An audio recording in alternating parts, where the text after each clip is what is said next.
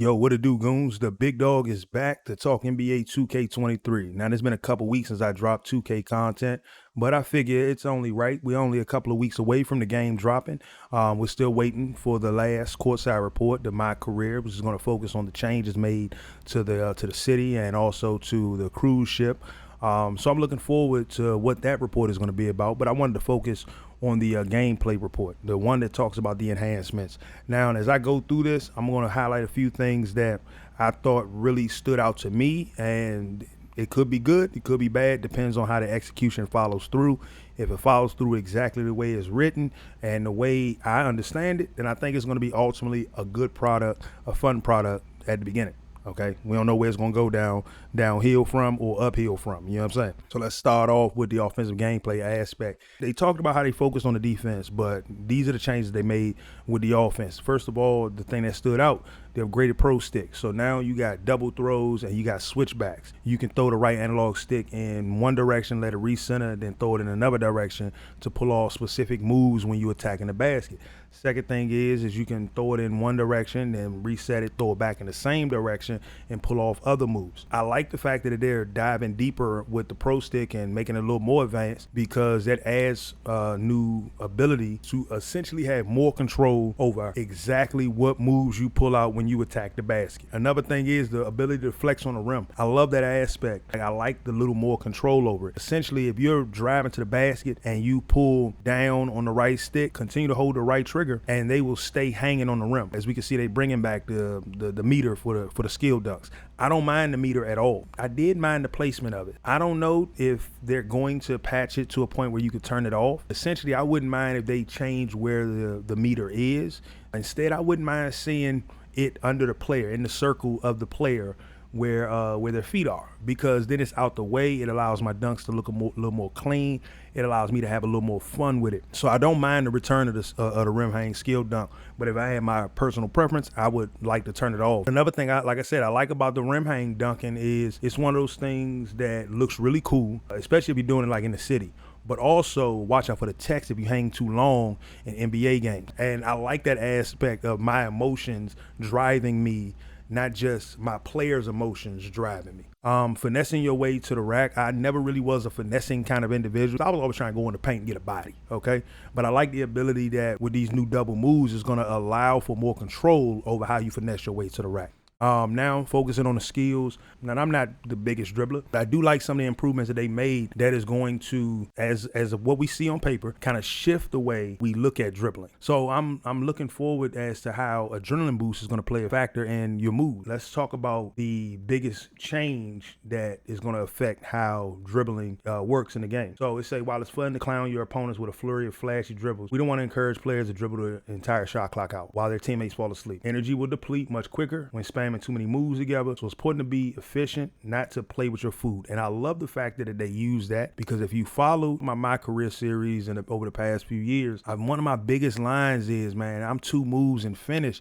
I'm not in the mood to play with my food. You know what I'm saying? So I like the fact that they're trying to make size ups feel like they're worth something, but also make you understand it's not about how many moves you can put together. It's about how can you put together your effective moves within a given time frame. So that's going to be pretty cool to see the biggest difference between some of the more elite ball handlers in the community versus a guy like me who, like I said, I'm 2 moves and finish. 2 moves into the rack, put a Bama on his back. If I ain't got 2 moves and finish, I'm kicking it off to somebody else who might. And another way the adrenaline boost also affected that you only get 3 of them per possession. Now, there's a caveat to all of that. Because the adrenaline boosts are part of your stamina bar, the stamina bar controls your sprint and how long you can sprint. Okay, at one point, once you done depleted your sprint, you no longer can, you know what I'm saying, sprint up and down the court. Remember, sprinting also drains your energy over time, so it changes the maximum amount of stamina that you can get, that you can get back. And so if that's the case, then will it mean that as you progress throughout the game and you lose the maximum amount of your stamina meter, does that mean that you also lose the maximum amount of adrenaline boost that you can have? So will it go from a point of having 3 to a point of having 2 to a point of having 1, or to a point where you don't have any? I would love to see how that works works out. If you got a half a stamina bar with no Gatorade boost or nothing like that, you still got 3 adrenaline boosts. I find it really weird because essentially the 3 adrenaline boosts scale to the level of where your meter is maxed at, not to the full meter. So it's kind of like using magic in a game. At one point, certain moves you can pull off because you have enough magic to do it. But then you get to a point where you're draining your magic. You can only pull off certain basic moves. I would love to see if it plays out like that. Now, that might make some people upset, but the thing about it is that it also makes them change how they play progressing the game instead of just playing one way. So that's my takeaway from it. If it's executed in that exact way, I'm not saying it is. I've had no hands-on experience, so I cannot tell you. And the clips that they show don't show enough of a long-term exposure to it and how it affects it overall. It say boost consumed every time you perform a hard go or an explosive sprint launch. Once your 3 boosts are gone, you'll notice that the speed and acceleration decreases significantly for the remainder of the possession. As with dribble combos, it's important to play smart basketball and be efficient with your movement rather than zigzagging back and forth, trying to aimlessly get around a defender. Now, when they talked about it decreasing your speed and acceleration, there's one other caveat to it, okay? So you already know that sprinting, that when you hold that sprint button, it allows you to move faster down the court. But essentially, when you use just the left stick, if you just lightly push the left stick up, then you're walking the ball up the court. If you push it all the way up, you should be jogging the ball up the court. But the locomotion has been weird over the past couple years because you can change directions really good in most cases, but a lot of times when you inbound the ball, your player literally stops the locomotion and then kind of starts to walk it up, even if you're holding it all the way up. So they're doing a lighter like skip. Essentially, that means that you'll have to use adrenaline regardless if you're trying to do it. There are 3 different layers to sizing up your person. Technically 4. You got your straight up one-on-one, you know what I'm saying, size them up right in your face. All right. And then, well, let's say instead of saying size up, let's go with like your crossovers and everything like that. All of your moves have different layers to them based on your motion. So if you're walking up the ball and you hit a crossover, your crossover looks a little low, looks a little slow, looks methodical. It looks close to just your size up crossover. Looks methodical. It looks methodical, like you're trying to do something nasty with them and you want to rock them to sleep. If you're jogging, your crossover almost in previous 2Ks almost certainly led to like an explosive boost, even if you're not holding the sprint button, right? Now, if you sprint, all of your moves were just like supposed to be like quick snap moves. So crossover, pop, boom, and you're already gone. So I wanna hope that they tweak the locomotion to account for that, so that way you're not using adrenaline boost when you're not trying to, but you're just bringing the ball up court. You're not holding a sprint. I don't want to see my player walking up court. I want to see him taking that light jog up court. So the next thing, of course, they talked about is more authentic shooting. Now, this was a thing that kind of threw me off, mainly because the simple fact is that the first thing they start off with saying is in NBA 2K22, success from the outside was heavily weighted toward coverage. Okay. Now, I've always created defensive-minded builds, and I looked at that and said, "You are lying to me, unless you just talking about my career." It said if you could get an open look, you could balance out poor ratings and inaccurate timing. This year, they wanted a more authentic shooting model. So a couple of things that they talked about was signature jump shots now have shooting attributes. Okay, they have unique shooting stats that help determine its effectiveness. Also, they help determine whether or not you can equip them and everything like that based on your attributes, based on your skill. So I like that. Now, what they mean by this is they got 4 plot points. First one is shot speed. How quickly the shot gets to its an ideal release point. Now, to me, that's pretty cool because it kind of sort of reminds me of, was that NBA 2K20, where all shots had their own base shot speed, and then you had a badge that allowed you to speed up your jumper. And I know a lot of people didn't like that and everything like that. So it's one of those things where I'm reading it like that, but instead of you having the ability to increase your jump shot speed, you would essentially have to choose a jumper that goes at the speed that you are trying to get your jumper 4. That's going to tweak a little bit in the right direction and a little bit in the wrong direction as to which jump shots people are using. You already know the 2K community going to get on there and tell you best jump shots is that's a green machine, there's a money release, there's this, that, and the other for a specific build. But there is something that I do like about the aspect of how that goes down. So the second thing, of course, was the release height. Release height determines how high the shot is released. And to me, that kind of matters because I used to, in NBA 2K11, I used to have a jump shot. I forgot which base it was, but it was like one of the low number bases. And like, it literally looked like my man had springs in the shoes that allow him to really get off the ground. Defensive immunity shows how effective the shot is against defensive contests. Now, here's why those two kind of go hand in hand. Let's say, for instance, if LeBron had a high release point for a shot, right? Steph Curry in his face would essentially lead to almost no contest because he's looking right open because of the height difference. You know what I'm saying? Like Steph Curry would have to jump out the gym in order to kind of contest that shot. How the defensive pack impacts your shot ability is, to me, a height thing that always has been overlooked or retooled or retweaked and then basically made obsolete. And then the timing impact, how the shot window affects a good timing versus a increased penalty for bad timing. Now, the reason I like the fact of defensive immunity and release height being two factors that they're really focusing on, height should matter when contesting, not just, oh, does this person have a 98 block? You can have a 98 block or a 98 shot contest, but if you 6'1" and the person you trying to contest the shot of is 7'2", how is that 98 really helping you? I mean, it'll boost you a little bit, but it really doesn't help you if that person has a high shooting attribute and can shoot right over you. So that's one of those things where I looked at. So I'm looking to see how that all plays out. So another thing that was focused on was for my players, animations will be gated by shooter ratings. And I know that's going to make a lot of people upset because they've had that in 2K19 or 2K20, something like that. But that was based on your size, not your shooting rating. So if you have a high mid-range shot, essentially you'll have a big pool of great mid-range shooting jump shots to choose from. So if you got a high mid-range shot, most likely you'll be able to get the Michael Jordan, you know what I'm saying? But if you got a 50 mid-range shot, you can't get a shot. You know what I'm saying? That shot was highly effective. If you got a 75, 83 ball, you should not be able to get Steph Curry's jump shot. And I think that's what it comes down to. High-rated shooters should not have their jump shot accessible by a low-rated shooter. It really makes you think a little bit when creating your player. And then also they added new shot meters, you know, and they got 15 more that'll be unlocked through the seasons.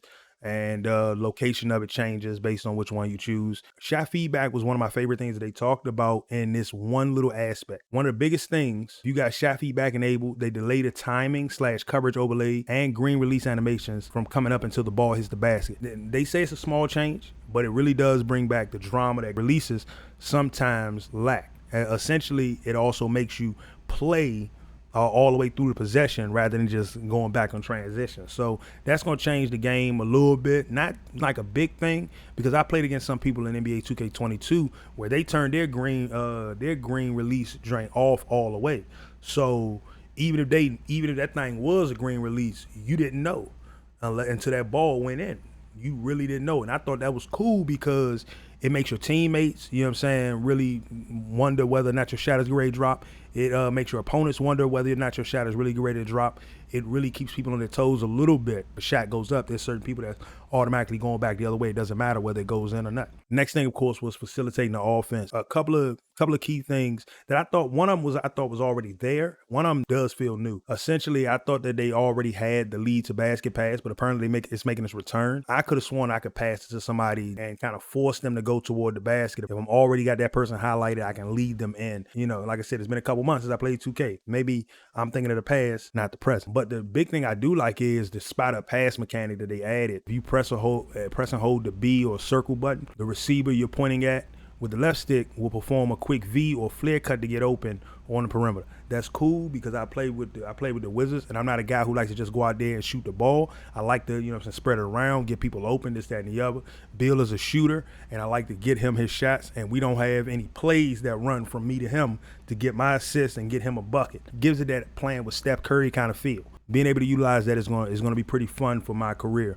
Last thing was my players can also equip signature passing styles to mimic some of the best floor generals like Steph Curry, Magic Johnson, Jason Williams, LeBron James, and they say more. Now, I like that aspect because, you had flashy passes in the game, but outside of playing in the park, the only time your flashy passes actually worked was in All-Star Weekend when you did the Rising Star Challenge or the All-Star Game. That's the only time any of your flashy stuff ever really worked. So the ability to have Magic Johnson's signature passing style, that's gonna be cool, man. I'm about there looking funky. So I'm looking forward to something like that. And so the offense seems like they're making some really good improvements. But like I said, all this is based on execution, and I'm hoping that they execute it exactly how they have it so far. All right, now defense, that's my thing right there. I always love it when they talk defense, and I always hope that the defensive improvements that they make are really worth it and really do change the aspect of the game from both sides. Okay, so the first thing they talked about was on-ball defense, and I really loved what they was talking about when it comes down to one-on-one player interaction. They say you got a new indicator when in guarding position, letting you know where you're basically kind of like standing when it come down to it. So they call it a shading mechanic. 3 bars on the indicator represents the 3 zones, either straight up, shade left, or shade right. Now, the thing I like about that aspect is essentially if you play the good game of rock, paper, scissors thing, when they try to hit you with a move and they try to hit you with a double crossover and sprint past you, and you hit that shade to the right and cut off that left side of explosive push, essentially what you can do is cut off, and they'll either lose their dribble or fumble the ball. Right now, I'm hoping that those that have high ball handling, it'll just kind of cause them to stumble, right? But not just all the time they losing the ball or losing their dribble. I just wanted to kind of like force them to reset. It takes the energy away from them and force them to reset. So essentially they hit you with a simple crossover and they try to hit you with an explosive crossover.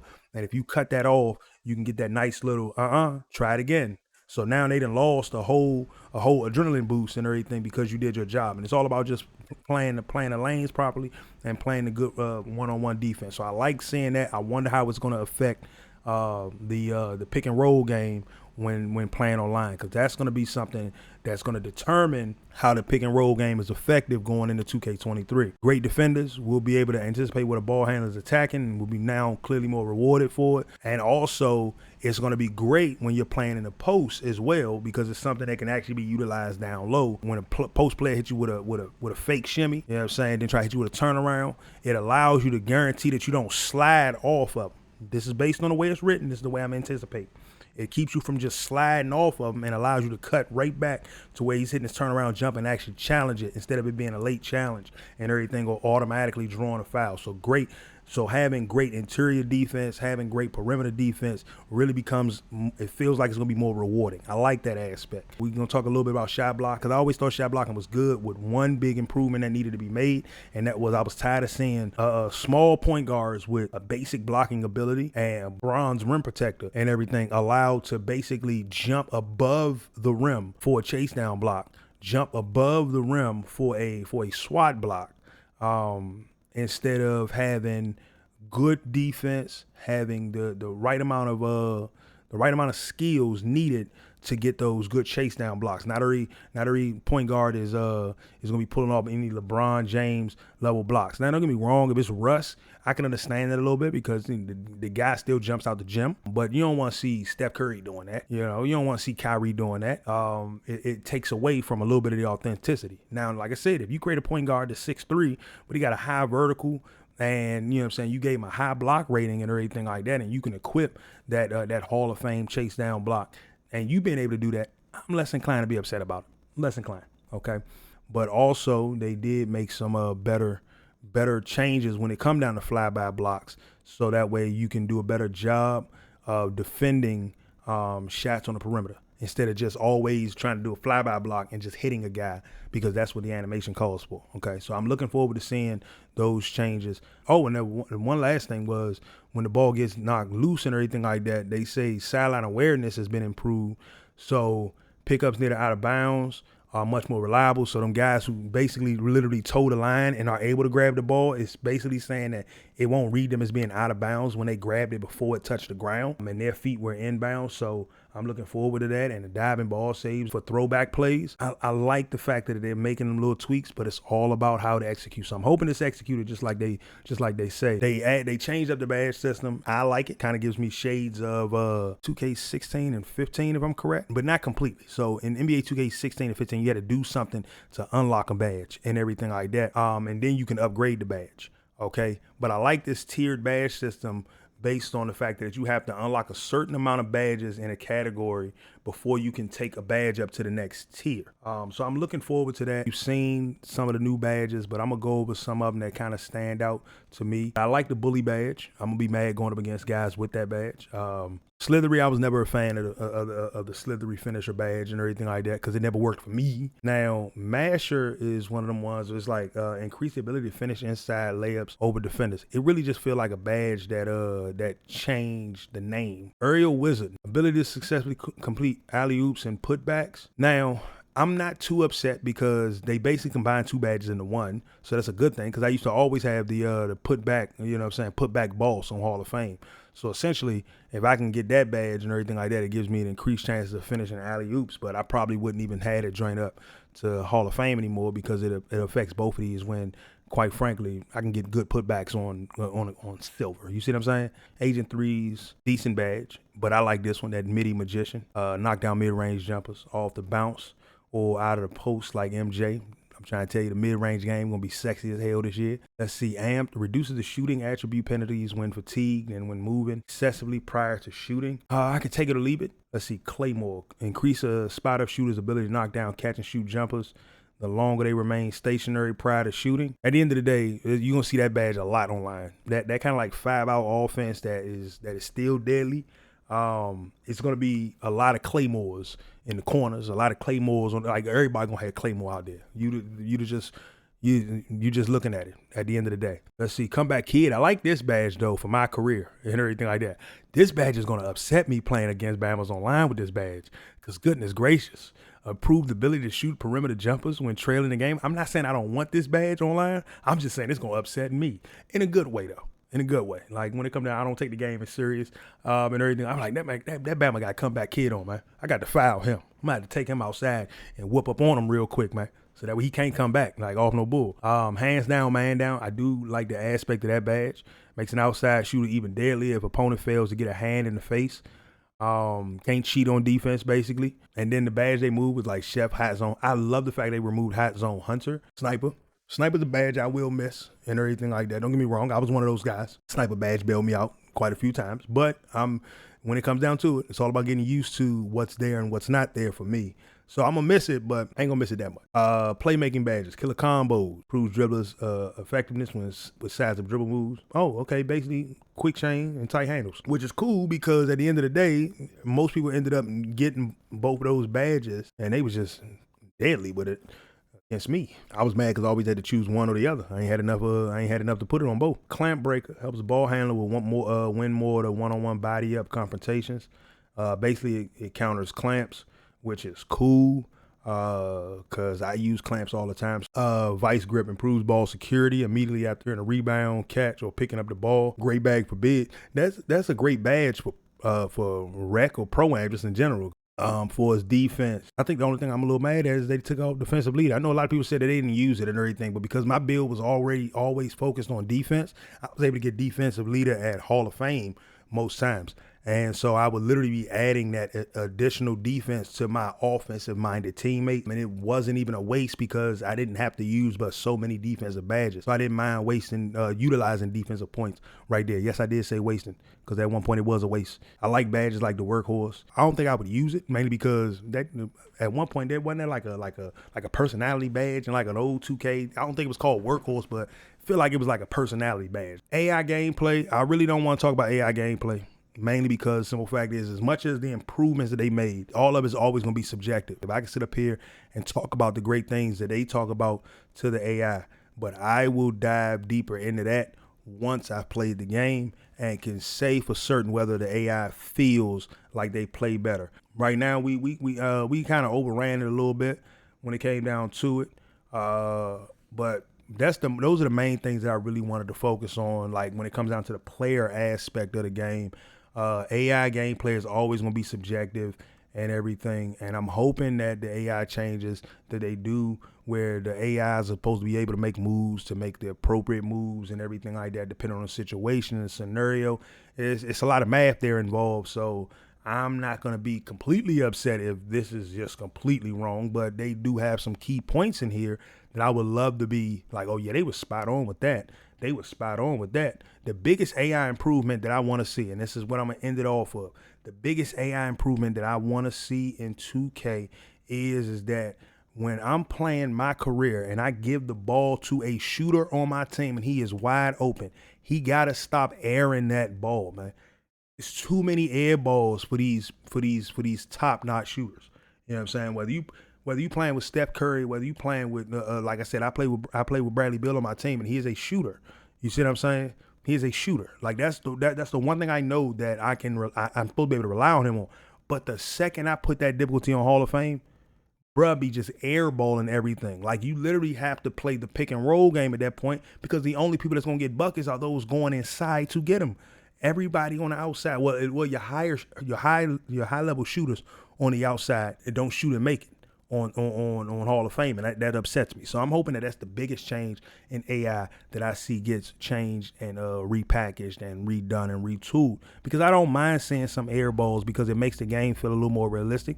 Players don't always just hit the rim or hit or get a bucket. Sometimes they overshoot, sometimes they undershoot. I mean, they're pros, so they don't do it as often, but 2K had Bradley Beal looking like he do that every day, all day long, just throw up air balls, and I was mad at that. So that's where I'm gonna end it with that one. This one kind of ran long, but like I said, we're getting back to talking 2K.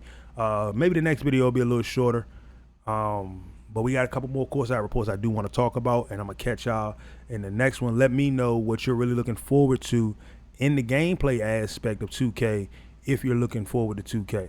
I'm gonna catch y'all guys on the next one. Peace.